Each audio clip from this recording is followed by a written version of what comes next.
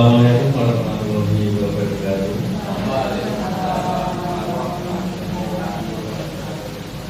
Ya, selamat pagi. Saya ucapkan kepada teman-teman. Tak lupa saya ucapkan kepada ibu kepala sekolah di satu guru dan juga rekan-rekan guru, karyawati di satu guru.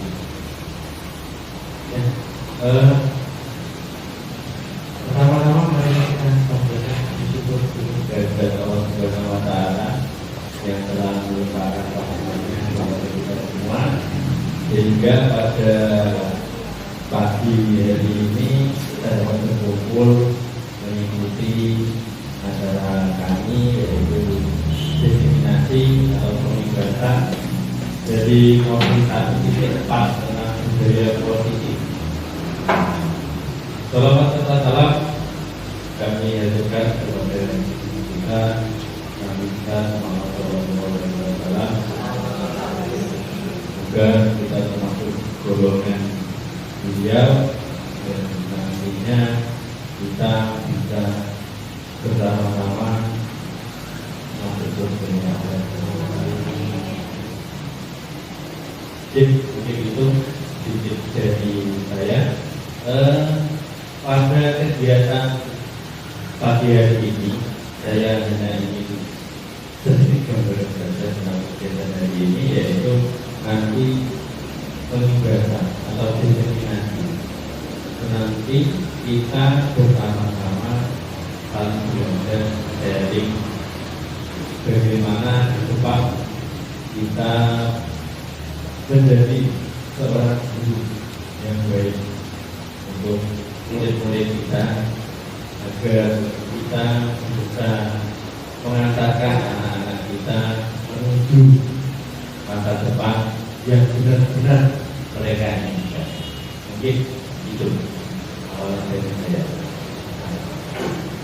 Sebelum saya mulai, saya ada sedikit video. Nanti coba kita lihat bersama-sama. Kira-kira apa sih yang bisa kita lakukan?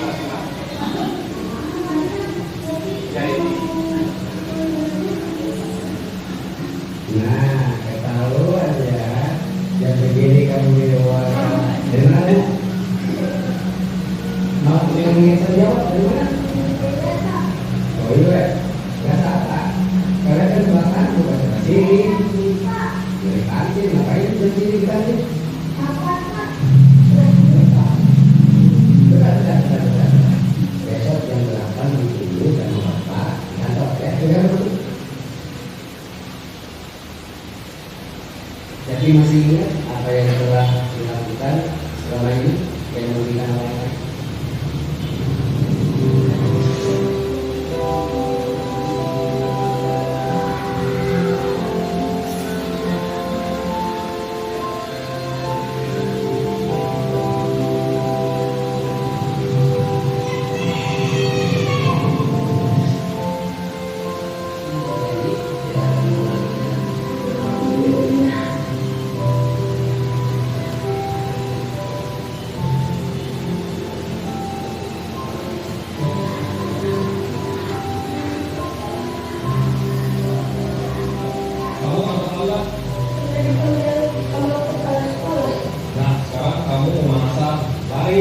5 kali. Ayo lari deh 5 kali.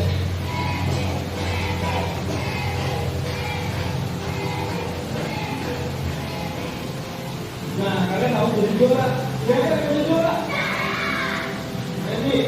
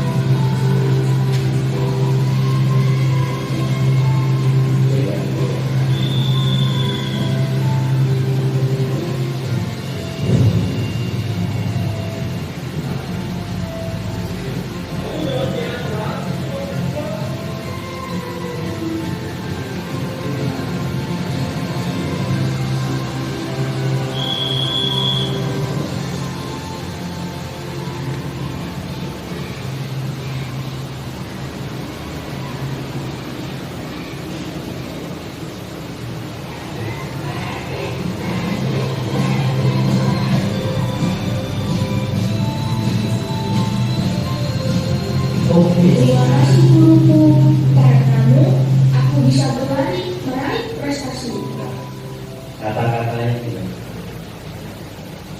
Ya, bisa nanti-nantikan. Nanti bisa lanjut.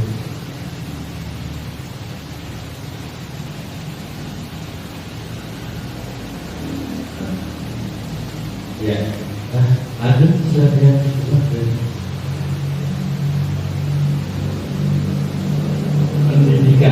pendidikan merupakan tonggak utama dalam pembentukan individu dan mempersiapkan mereka untuk berperan dalam masyarakat.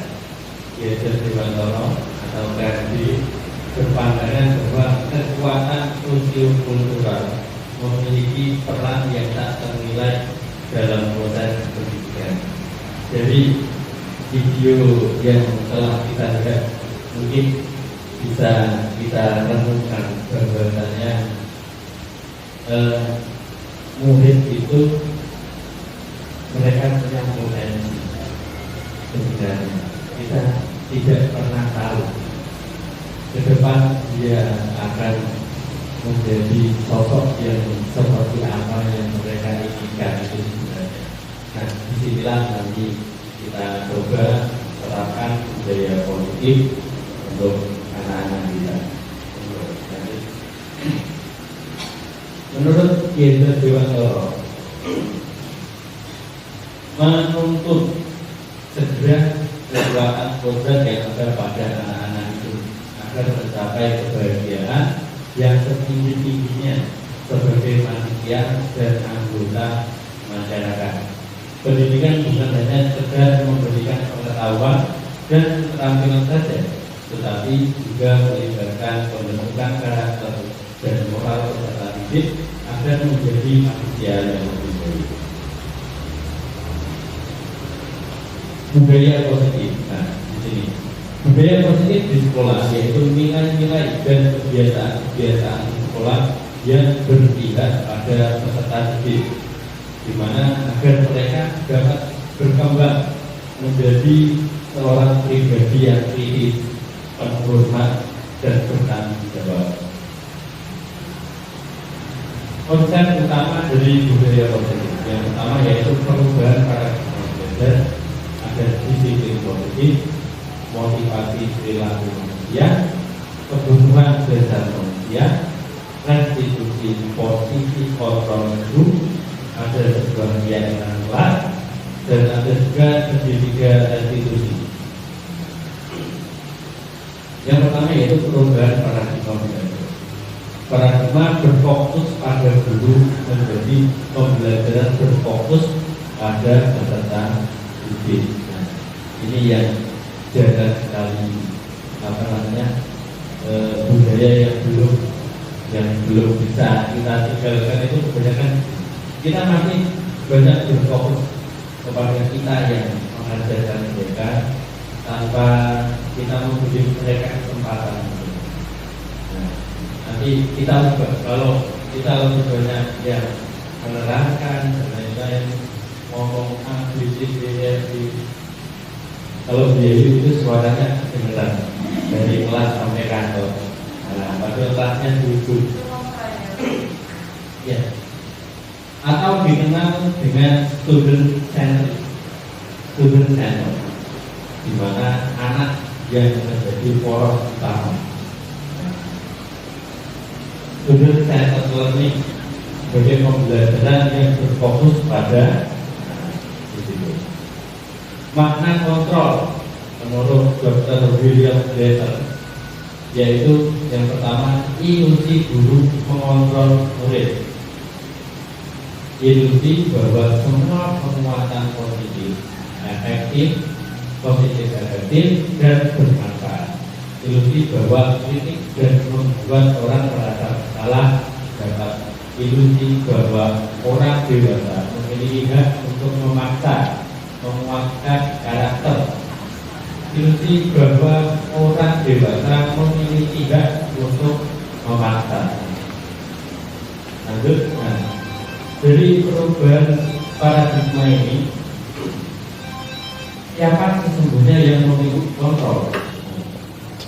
Ada stimulus dan ada teori kontrolnya. Kita mencoba mengubah orang agar berpandangan sama dengan kita. Kita berusaha memahami pandangan orang lain tentang dunia. Nah, kita coba perilaku buruk juga sebagai suatu kesalahan. Nah, kalau kita nanti bisa mengubahnya menjadi semua perilaku memiliki tujuan. Orang lain bisa mengontrol saya. Nah, biasanya saya bisa mengontrol orang lain, memaksakan ada pada saat hubungan gagal, pemaksaan, model berpikir menang atau kalah. Nah, di sini teori kontrol yang perlu kita terapkan, yaitu itu tadi kita mengenal orang lain, tentang dunia, semua perilaku memiliki tujuan. Hanya Anda yang bisa mengontrol diri Anda tidak bisa mengontrol orang lain. Kolaborasi dan proses itu menciptakan pilihan-pilihan baru, model berpikir menang-menang. Pokoknya menang-menang, jangan berpikir menang dan kalah. Intinya kita gunakan adalah menang. Seperti saat mau mengikuti lomba, kita sebenarnya menang. Masalah kalah itu adalah pengalaman. Dia bapak saja. Oke, apakah makna disiplin? Nah, ini saya dulu sebelum mengikuti kegiatan ini itu disiplin yang saya terapkan itu entah ini benar atau salah. Berasal dari bahasa Latin disiplina, yang artinya belajar. Makna asal dari kata ini berkonotasi dengan disiplin diri dari murid-murid, pekerja dan pelaku. Disiplin diri membuat orang menggali potensinya membuat apa yang dia harus.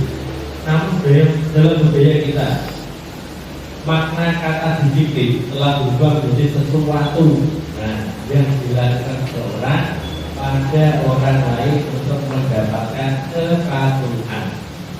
Nah, di situ saya beri warna merah. Kecenderungan umum adalah berhubungan kata disiplin dengan ketidaknyamanan. Misalnya kita memberi dia, ayo nanti kamu yang terlambat diri depan kelas dan lain-lain. Itu kita disiplinnya mindsetnya itu begitu. sulit, ketika itu kita beri hukuman, dia akan berubah menjadi lebih baik. Nah, itu yang masih sering terjadi di sekolah-sekolah yang lain. Bukan dengan apa yang kita hargai atau pencapaian suatu tujuan kuliah. Perubahan paradigma belajar, disiplin itu tadi. Pertama, nilai-nilai yang kita hargai adalah nilai kebaikan, sifat positif manusia yang merupakan tujuan dunia yang ingin dicapai setiap individu, yaitu nilai-nilai dalam profil pelajar Pancasila. Next. Profil pelajar Pancasila ini yang sering digaung-gaungkan pada kurikulum kita. Nah, tujuan utamanya yaitu beriman dan bertakwa kepada Tuhan Yang Maha Esa dan berakhlak mulia. Yang kedua, mandiri, bernalar kritis, berkebinekaan global, gotong royong dan kreatif. Tujuan kuliah dari penerapan disiplin positif ini adalah agar terbentuk murid-murid yang berkarakter disiplin, santun, jujur, berbudi, tanggung jawab, dan merupakan pembelajaran sepanjang hayat sesuai dengan standar kompetensi lulusan yang diharapkan oleh Kemendikbud. Teori motivasi dari perilaku manusia. Untuk menghindari ketidaknyamanan, nah kita biasanya itu hukuman, ya. Apa yang akan terjadi apabila saya tidak melakukannya? Itu hukuman itu masuk dalam motivasi eksternal dari luar. Yang kedua, untuk mendapatkan imbalan dari orang lain atau institusi apa yang akan saya dapatkan apabila saya melakukannya. Ini biasanya yang cari muka. Nah, ada murid-murid kita yang cari-cari, ya caper dia. Nah, itu juga termasuk motivasi eksternal untuk menghargai diri. Saya akan menjadi orang yang seperti apa bila saya melakukannya. Nah, inilah motivasi internal yang berasal dari diri sendiri dan tidak mengharapkan sesuatu dari orang lain. Di sini ada sebuah kasus. IPA kurang menguasai pelajaran matematika, sehingga pada saat pelajaran tersebut berlangsung, dia lebih banyak terdiam diri atau menggambar di buku pelajarannya. Pada saat guru matematikanya, Pak Seno, menanyakan pertanyaan, Irfan menjadi gugup dan tidak sengaja menjatuhkan tasnya dari kursi, serta tiba-tiba menjadi gagap pada saat berupaya menjawab. Nah, karena sejak tadi seluruh kelas pun tertawa melihat perilaku Irfan yang gugup. Ini sering kita jumpai ya, Pak Seno pada saat itu membiarkan teman-teman IPA menertawakan IPA yang tergagap dan malu luar biasa. IPA ini isinya rasa dan malahan minta IPA untuk masuk ke depan dan berdiri di depan kelas sambil menunjuk hidungnya karena tidak bisa menjawab pertanyaan Pak Seno. Kelas makin berisik. Nah, terus anak-anak pun tertawa dengan depan kelas memegang ukur hidup itu tadi. Sekarang ada sebuah pertanyaan, apakah Anda setuju dengan tindakan Pak Seno? Coba siapa yang memberikan tanggapan? Setuju atau tidak dengan tanggapan dari apa yang dilakukan Pak Seno itu? Siapa? Pak Faisal? Yaitu Pak Faisal. Baik, terima kasih.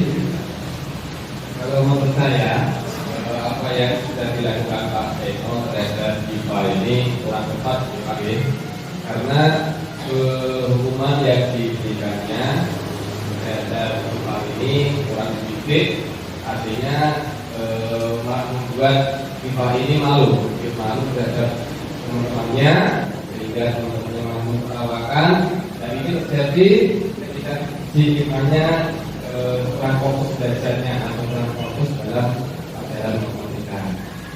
Baik, beres seperti itu. Yang kedua, menurut Anda tindakan maksimal terhadap FIFA adalah hukuman atau sanksi?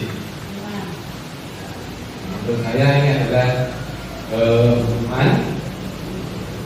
hukuman yang kurang politik, ya, karena itu tadi yang sudah saya katakan dari awal, hukumannya malah justru membuat si anak ini malu terhadap teman-teman. Biasa para orang dulu kan. Ya, benar ada kendala juga. Tindakan dari Pak Seno ini itu bisa menimbulkan trauma terhadap si anak. Dimana nanti kesannya adalah ketika dia berbuat kesalahan, dia akan dipermalukan oleh orang lain. Nah, itu.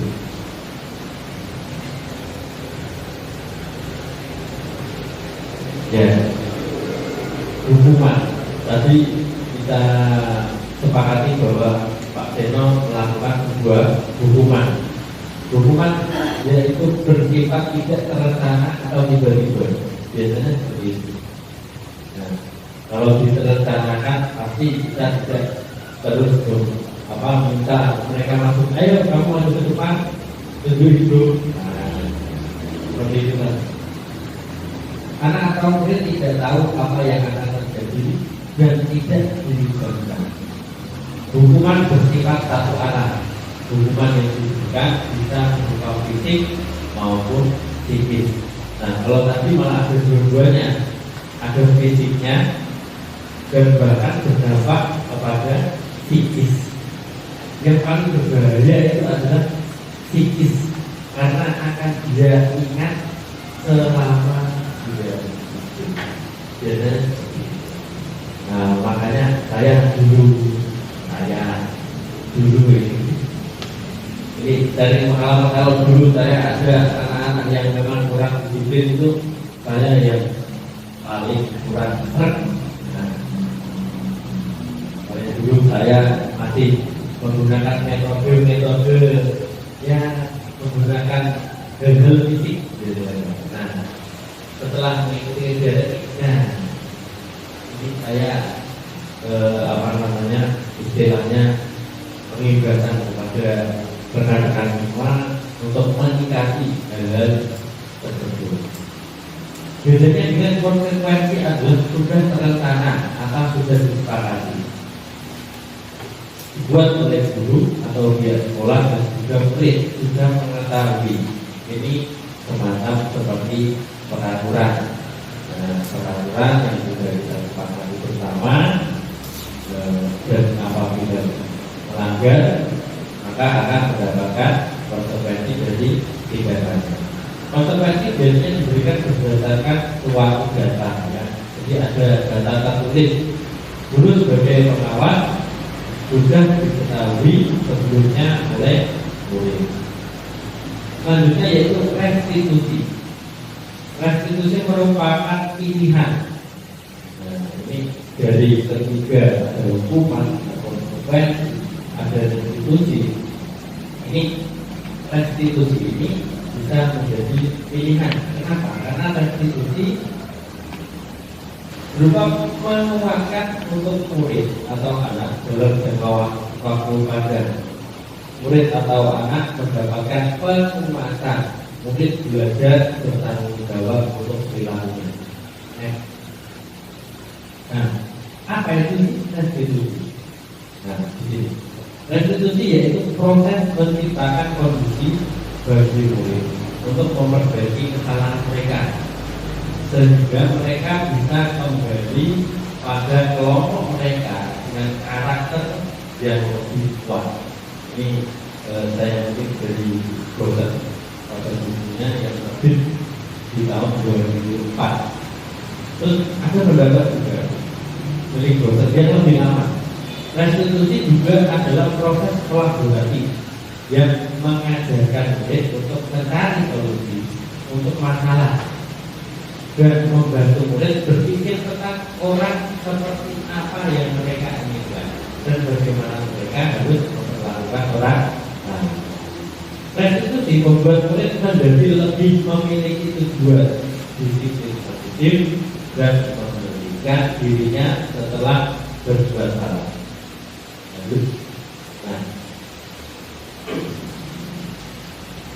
Nah, restitusi ini kemarin coba saya terapkan ketika kita ada kegiatan apel ke beberapa anak yang tidak tertib membawa perlengkapan restitusi mereka. Nah, itu saya menerapkan pada anak-anak itu bahwa coba saya tanya mereka, apa kesalahan? Kenapa kamu bisa berdiri di sini? Terus kira-kira nanti apa yang akan kamu lakukan di situ? Tanpa harus kita, ayo kamu tari, seperti zaman dahulu, tari 2 kali, tari 3 kali, ayo. Apalagi seperti tadi yang pada video, tadi 5 kali. Tapi ada efeknya juga loh sebenarnya mereka. Kita disebutkan lari kalau yang terlalu sering ya. Ya, ini kebutuhan dasar manusia. Realitas kita berbeda. Setiap manusia itu berbeda. Kita berusaha memahami pandangan orang lain tentang dunia.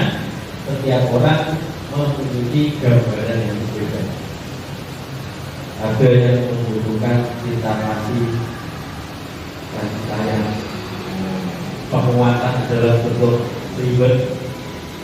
Ada yang butuh kesenangan, ada yang juga yang membutuhkan sebuah kebebasan.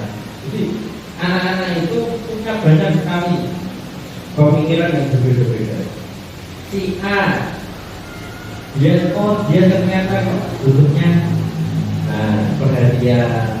Kita beri perhatian, dia tuh ketika pembelajaran itu memberi respon yang baik.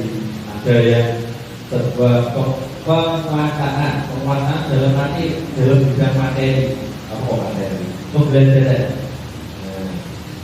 pedagoginya. Nah itu dia lebih unggul. Terus biasanya kita memberikan sebuah reward, bisa bintang, bisa itu emosi, main dan lain-lain. Nah, itu karena itu ternyata senang. Kalau dia belajar seperti itu, dia akan lebih semangat gitu. Nah, belajarnya itu lebih semangat.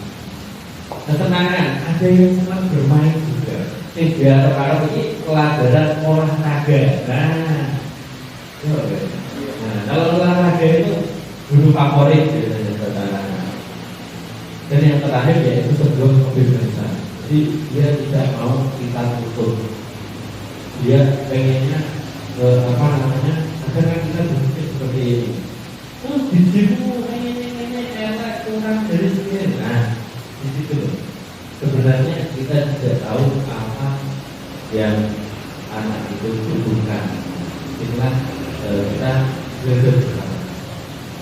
Kasus ada sebuah kasus lagi.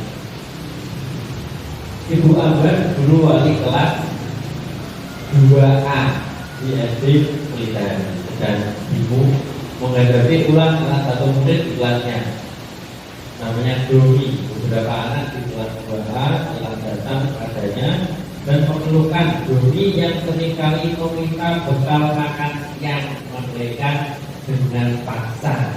Ini biasanya di kelas rendah sering terjadi. Jika Anda menghadapi situasi seperti Ibu Ambar, apa yang akan Anda lakukan? Nah, menurut Anda kira-kira apa alasan Doni melakukan hal itu? Ini kalau jawab itu bukan. Nah, ini yang cerita dan cerita terbaik, bekal. Oke, jadi Doni tidak beri kata.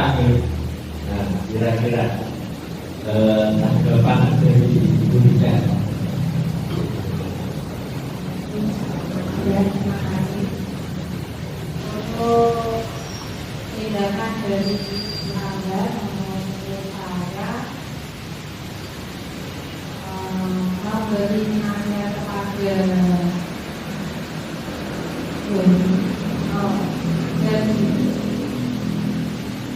untuk memberi nasihat agar tidak mengatakan dadanya pada teman-teman dan mencari tahu kenapa Doni melakukan hal seperti itu, karena tidak serta-merta salah Doni bisa saja dari sana.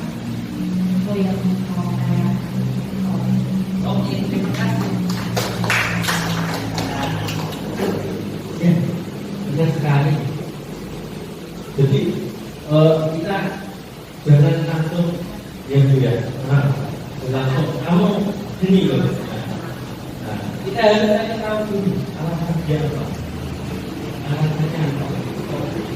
Tiba-tiba si Doni ini mengambil bekal dari sekolah. Nah, itu. Lanjut pada slide selanjutnya yaitu nah di sini Doni bisa saja lapar dan orang tuanya tidak membawakan bekal akan iya. Terus ada lagi teman Doni jadi memperhatikan Doni. Nah, jadi merasa hebat karena tuanya takut dan memenuhi keinginannya. Itu adalah sebuah power. Baik, power hidup. Jadi bukan dengan makanan yang dibawakan. Jadi ada beberapa sebab. Bisa saja ini, bisa saja ini terkait. Oh, bisa saja ini power. Oh, bisa saja ini pan. Jadi hanya kisah kepada teman-temannya. Ingin mencari perjanjian itu. Nah, jadi sebelum kita menjatuhkan sesuatu, kita harus tahu dulu. Nah, sebabnya apa sih? Itu. Oke, lanjut.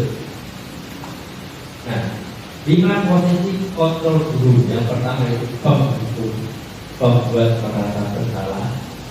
Ada teman pemantau, dan yang terakhir adalah manajer.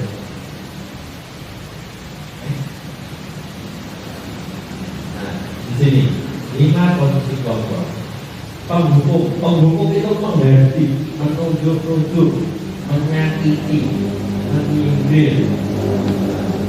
Contoh perkataannya adalah kalau kamu tidak melakukannya, awas ya, awas ya, rasa gitu. Terus ada lagi hasilnya anak itu memberontak, menyalahkan orang lain, bahkan dia saking ketakutannya dia itu berbohong. Lalu kemudian meletakkan guru di luar gurunya berkualitas. Jadi tidak ada harganya lagi kita di mata anak kita. Biarkan saja levelnya. Nanti juga marah-marah lagi. Kadang kemudian ada yang begitu dan dampaknya dia akan mengulangi kesalahan yang sama karena dia sudah merasakan hukuman awalnya. Terus karena tadi berarti menaikkan gitu. Membuat merasa bersalah yaitu berterang, mengatakan kamu seharusnya seperti ini, kamu seharusnya seperti ini, ya harus seperti ini. Nah, itu murid akan memaafkan banyak dulu. Dia akan merasa rendah diri. Ada berbeda dan teman. Ayolah mengajak mereka. Terus pemantau itu berarti kita harus membuka peraturan. Kita buka peraturan. Untuk yang manajer yaitu manajemen pertanian. Nah, jadi kita kayak wawancara si anak dia berbuat sebuah kesalahan itu tadi. Kita tanya dulu dia, terus kita telusuri seperti kasus yang tadi, seperti yang disampaikan juga bahwa tidak langsung menyalahkan, akan tetapi kita kita mencari tahu dulu. Terus setelah itu bagaimana caranya saya bisa memperbaiki keadaan. Itu mungkin akan proses seperti itu. Karena kita tanya dia, kita terus kita bertanya kepada dia itu apa yang akan kamu lakukan. Maksudnya yang kita tahu. Itu nanti anak akan mengevaluasi diri bagaimana cara memperbaiki.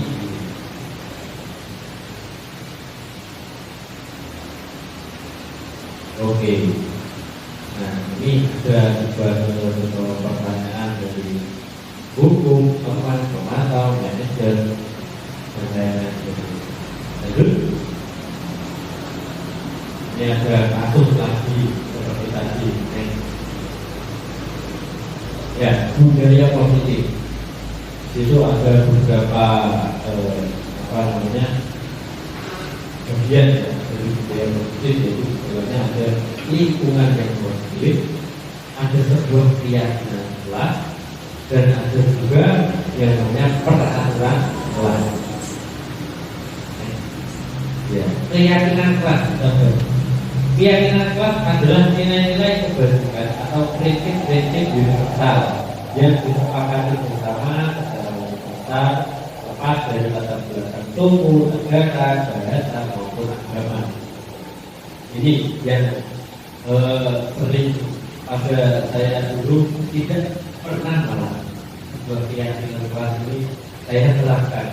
Dan setelah saya mengikuti ini, seorang akan lebih bersemangat untuk menjalankan keyakinannya daripada hanya sekedar mengikuti serangkaian peraturan. Pembentukan keyakinan kelas bersifat abstrak daripada peraturan yang lebih rinci dan konkret. Keyakinan kelas berupa pernyataan yang universal. Pernyataan keyakinan kelas senantiasa dibuat dalam bentuk positif. Keyakinan kelas hendaknya tidak terlalu banyak sehingga mudah diingat dan dipahami. Semua warga kelas sebaiknya ikut berkontribusi dalam membuat kegiatan kelas lewat surat pendapat. Jadi keyakinan kelas itu sebuah kesepakatan bersama. Nanti kelasnya itu mau seperti apa, agar anak-anak itu tidak keluar dari zona itu. Kalau dia membuat kesepakatannya sendiri, otomatis kan, dia akan merasa kayaknya ada yang seperti ini. Tapi kalau kita yang membuat peraturan, itu biasanya dia akan karena tidak dari dirinya sendiri, biasanya banyak yang ada yang melanggar dan lain-lain. Ini adalah dari keyakinan kelas. Misalnya selalu kembalikan buku ke tempatnya, dilarang mengganggu orang lain. Ini anak-anak yang menyepakati sendiri, anak-anak yang membuat sendiri. Habis di sekolah 15 menit sebelum pembelajaran dimulai, dilarang melakukan kekerasan, dilarang menggunakan narkoba, bergantian atau menunggu giliran, gunakan masker pada saat protokol COVID.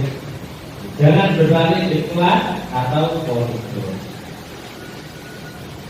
Di situ, ini bisa kita terapkan kepada anak-anak juga bahwasanya di awal, ini terutama untuk kelas itu pada pembelajaran kita gimana untuk yang pelajaran agama biasanya mengikuti itu. Dan tujuannya nanti ada beberapa peraturan yang olahraga kan sudah berbeda karena posisinya tidak di dalam kelas. Oke, lanjut. Nah, contohnya seperti kesepakatan kelas, keyakinan kelas. Jadi anak kita minta satu-satu pendapatnya mereka. Nah, didasarkan. Terus nanti kalau sudah kita sepakati bersama-sama, ya Pak. Nah, misalnya gitu. Oke, deal. Kalau deal berarti nanti ketika dia melakukan sebuah pelanggaran di dalam dari keyakinan yang mereka mereka sepakati, nah itu adalah konsekuensinya nanti pasti dia akan mengikuti. Sedikitnya ini yang kemarin saya coba produk saya terapkan di 2 anak. Apa itu sedikit restitusi? Restitusi adalah sebuah cara menanamkan disiplin positif pada murid. Restitusi bukan untuk menebus kesalahan, namun untuk belajar dari kesalahan. Terus tujuannya untuk memperbaiki hubungan. Nah, di sini menstabilkan identitas itu yang pertama. Yang kedua yaitu validasi tindakan yang salah, terus menanyakan keyakinan. Jadi kita ketika anak ada yang datang terlambat masuk ke sekolah, terus kita panggil, kenapa kamu terlambat? Setelah itu kita tanya lagi, dia terus jawab, saya baru mengiyakan Pak, kenapa kamu bisa baru mengiyakan? Terus dia menjawab lagi, karena saya tadi malam jaga Pak Nadim. Pak Nadim itu sampai lupa waktu, terus jam 1, terus baru tidur. Nah, terus kita beri dia sebuah menanyakan sebuah keyakinan kelas yang telah kita sepakati. Apakah kamu tahu? Tidak tahu. Kalau data itu harus 15 menit sebelum berbeda jalan. Nah, itu dia Pak, maaf ya Pak. Nah, gitu. Terus kita harus menstabilkannya. Nah, kamu satu-satunya yang pernah melakukan kesalahan, jangan langsung dimarahin. Kamu telat, berdiri, kakinya diangkat satu. Tangan yang kiri, dia kan kuping yang kiri.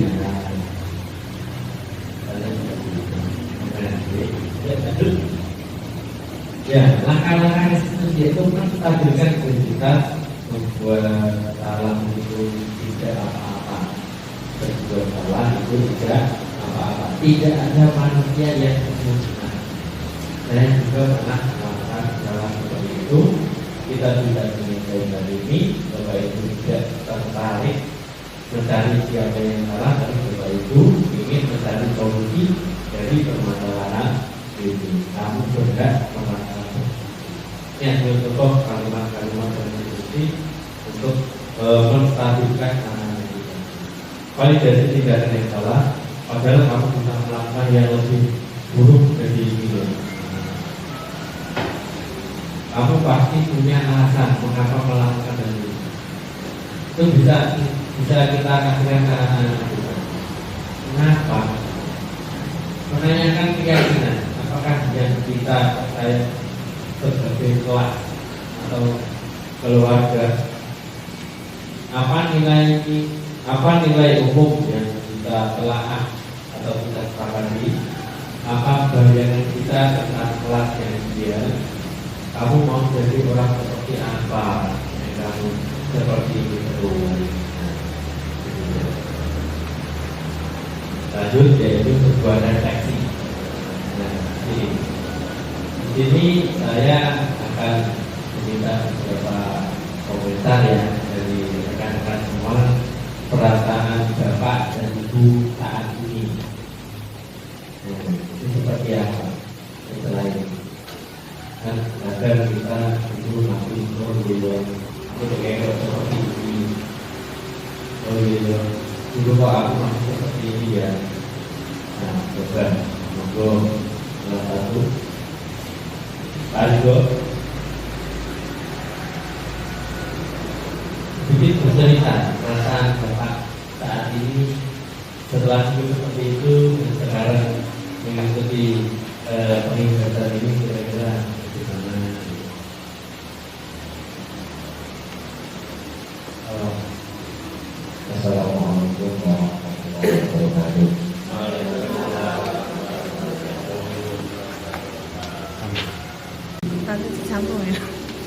fokus ya. Perasaan Bapak dan Ibu saat ini adalah, kalau yang saya rasakan, saya bandingkan dengan yang dulu dengan yang sekarang itu sangat berbeda ya. Kalau dulu kita masih banyak menggunakan hal-hal yang kurang tepat dalam menghukum atau mendisiplinkan anak-anak kita. Kalau dulu kita masih sering sekali menggunakan fisik seperti lari dari lapangan, push up, yang menyuruh anak mengerjakan yang tidak ada PR itu disuruh di luar dan sebagainya. Nanti kalau telah mengikuti kegiatan ini, semoga kita nanti bisa lebih bijaksana dalam memberikan hukuman-hukuman atau mendisiplinkan instansi kita lebih baik lagi. Kemudian yang kedua, setelah mengikuti materi penugasan atau diseminasi pada hari ini, saya jadi paham bahwa ternyata hukuman yang dengan cara yang lama itu sangat fatal, ya, sangat fatal terhadap generasi kita, terutama dari segi sosiologi. Kalau kita salah dalam hal itu kita membuat traumatik terhadap generasi kita, bahkan bisa sangat mempengaruhi kemampuannya yang harusnya dia memiliki kemampuan, tapi karena dia merasa minder, merasa berapa diri, akhirnya tidak keluarlah ya bakat-bakat yang mereka miliki, karena yang terpendam tidak bisa dikeluarkan secara maksimal. Kemudian yang ketiga, target saya selanjutnya adalah ya lebih bijaksana lagi dalam mendisiplinkan anak, lebih bijaksana. Kita akan mencoba melakukan seperti yang tadi disampaikan oleh Pak Bagus. Semoga saja bisa menghasilkan hal yang sangat baik. Saya rasa seperti itu saja saya. Terima kasih. Kurang lebihnya mohon maaf. Assalamualaikum warahmatullahi